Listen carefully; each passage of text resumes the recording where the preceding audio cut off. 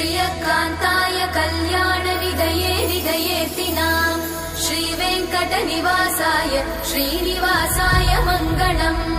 लक्ष्मी सविभ्रमालोकसुभ्रूविभ्रमचक्षुषे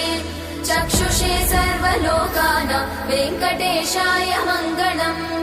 श्रीवेङ्कटाद्रिशृङ्गाग्रमङ्गलाभरणाङ्ग्रये मङ्गलानां निवासाय श्रीनिवासाय मङ्गलम् सर्वावयव सौन्दर्य सम्पदा सर्वचेतसां सदा सम्मोहनायास्तु वेङ्कटेशाय मङ्गलम् नित्याय निरवध्याय सत्यानन्दचिदात्मने सर्वान्तरात्मने श्रीमद् वेङ्कटेशाय मङ्गलम् स्वतः सर्वविदे सर्वशक्तये सर्वशेषिणे सुलभाय सुशीलाय वेङ्कटेशाय मङ्गलम्।